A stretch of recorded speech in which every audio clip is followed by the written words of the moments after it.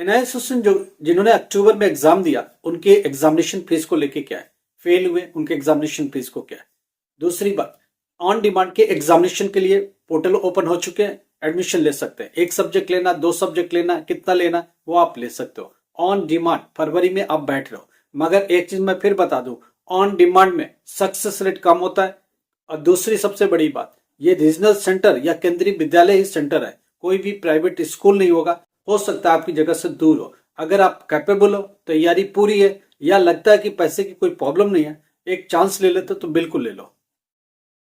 मगर एक चीज ध्यान रखना, अप्रैल का फीस भर के फ्री होना बहुत जरूरी है। अगर आप फेल हुए तो पहले अप्रैल का फीस भरो, फ्री हो जाओ, ताकि कम से कम अप्रैल का चांस आपके लिए बना रहे। उसके बावजूद ऑन डिमांड भरना चाहते हो, ऑन डिमांड भरो। अगर ऑन डिमांड में नहीं हुआ तो एटलीस्ट अप्रैल का चांस आपके पास रहेगा पब्लिक एग्जाम का। पब्लिक एग्जाम आपके डिस्ट्रिक्ट में होता है, और जो ऑन डिमांड एग्जाम है, अगर आपके डिस्ट्रिक्ट में कोई केबी स्पेसिफिक है केंद्रीय विद्यालय तो होगा, नहीं तो नहीं होगा। हर केबीबी सेंटर नहीं होता है, ध्यान रखिएगा ऑन डिमांड का। रीजनल सेंटर, हेडक्वार्टर हमेशा ऑन डिमांड के एग्जामिनेशन सेंटर रहते हैं। वहां क्या होगा, वहां ऑफिसर्स बैठे होंगे, आप उनके बीच में इन कैमरा एग्जाम होगा। अब आप वहां क्या करोगे, कैसे करोगे, आपकी तैयारी अगर पूरी है तो घबराने की जरूरत नहीं है। ऑन डिमांड दे दो, रिस्क ले लो। अगर हुए तो ठीक है, नहीं हुए तो अप्रैल की फीस भी भर के रखो, अप्रैल में अपियर हो जाना।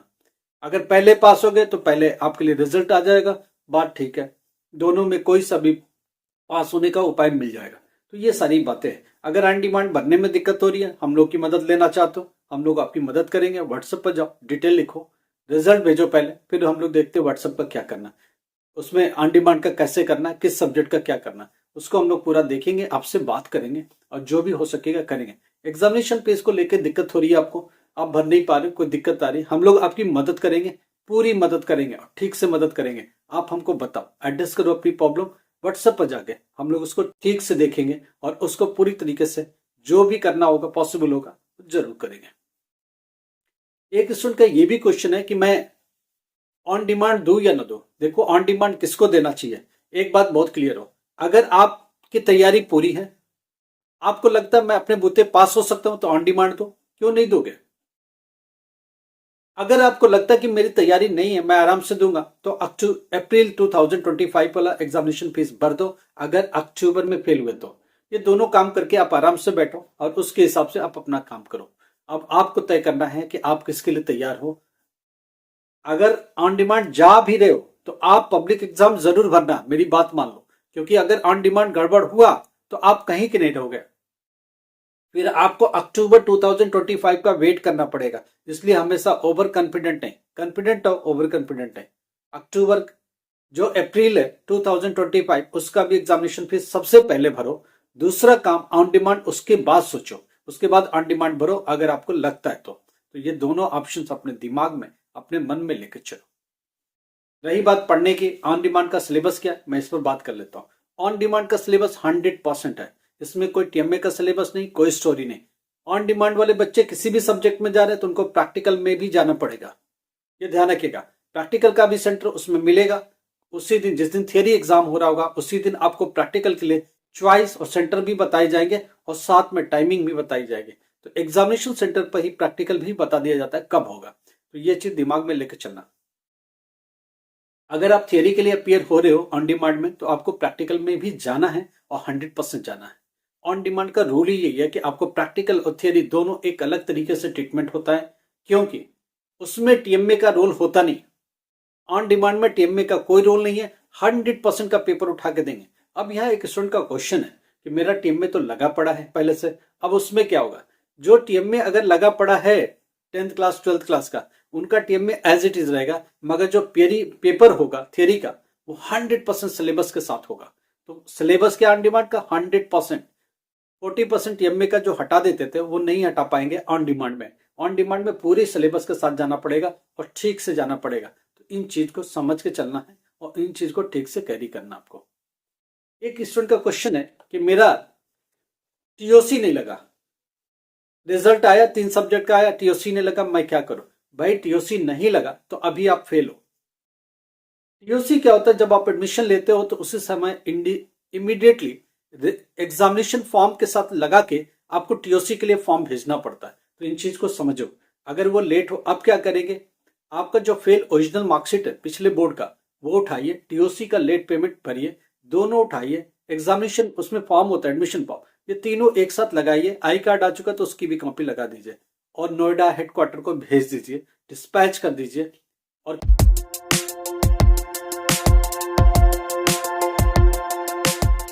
केयरफुली डिस्पैच करिए। अगर आसपास रहते तो जाके सेंटर पर जमा करिए बाय हैंड और उसकी स्लिप ले लीजिए, रिसिप्ट ले लीजिए, ये बहुत जरूरी है। अगर और जो भी डॉक्यूमेंट बोर्ड को भेज रहे हो उसकी एक ही कॉपी आप अपने पास भी रखो, जो मार्कशीट भेजी उसकी भी कॉपी एक रखो, क्योंकि कल को बोर्ड बोलेगा खो गया या कुछ हो गया तो आप बताने के लायक रहोगे कौन सा डॉक्यूमेंट था, कैसा डॉक्यूमेंट था, ये चीज समझो। ऑन डिमांड कई बार क्या होता है, बच्चा सोचता है कि चलो मैं पेपर दे आता हूँ, कुछ तुक्के मार देता हूँ। मैं एक बात बताता हूँ, कई बार तुक्के सक्सेस भी हो जाते हैं, मगर एक चीज ध्यान रखो, क्वेश्चन कोई भी छोड़ के कभी नहीं आना, पूरा भर भर के लिखना, कोशिश पूरी ठीक से करना, आपके हित में जाएगा, आपके फायदे में जाएगा, ये इतना मैं बता सकता हूँ आपको। कोई भी पेपर हो, कभी भी क्वेश्चन छोड़ के नहीं आओ, एक क्वेश्चन भी छोड़ के मत आओ। दो क्वेश्चन नहीं हुआ लास्ट में जाके बना के लिख दो, जो भी है क्वेश्चन से मैच करके लिख दो, कुछ ना कुछ करके आओ, छोड़ के कभी नहीं आना गलती से। अगर हिस्ट्री, ज्योग्राफी, पॉलिटिकल साइंस ले रहे हो, सोशल साइंस ले रहे हो, सोशियोलॉजी ले रहे हो, इसमें तो पूरे दबा के लिखना, 100% पूरा क्वेश्चन आंसर करना। अब पूरी तरह ये आंसर्स होने चाहिए, इस चीज को समझो। आगे पीछे इन चीजों को कर नहीं पाओगे आप, इन चीजों को समझने की आप पूरी कोशिश करो, ठीक से करो। अच्छा, एक क्वेश्चन एक स्टूडेंट का था कि मेरे लिए तो एग्जामिनेशन फीस का पोर्टल नहीं ओपन हो रहा है। एक बात मैं बता दूं, अगर अभी आप अक्टूबर में फेल हुए हो तभी आपके लिए पोर्टल खुलेगा, अदरवाइज नहीं खुलेगा। आप पीछे अप्रैल के लिए हो और आप सोचते हो कि अभी आप फीस भर दोगे, आप नहीं भर पाओगे। आप अप्रैल 2025 का एडमिशन लेके बैठो, एग्जामिनेशन फीस से चूक गए हो या आपको मौका नहीं मिला, तो आप जब खोलोगे तो उसमें लिख के आए यू आर नॉट अलाउड, क्योंकि आपके लिए नहीं है। ये लेट किसके लिए खुला है, जो बच्चे अक्टूबर में अपियर हुए थे और किसी वजह से अब रिजल्ट उनका लेट आया तो उनके लिए स्पेशली खोला गया, सिर्फ वही स्पेसिफिक रोल नंबर वाले। और आपको पता है कि ये जो बच्चे होते हैं अभी अक्टूबर में देने वाले, मैक्सिमम दूसरे बोर्डों के फेल होते हैं, 9-2 रोल नंबर से स्टार्ट होते हैं या फिर अक्टूबर स्ट्रीम 2 के एडमिशन वाले होते हैं। तो इनका तो बहुत क्लियर है और इन्हीं के लिए ओपन होता है। जो भी अक्टूबर में फेल है, फेल्योर है, नॉट सक्सेस है, इनके लिए ही ओपन है।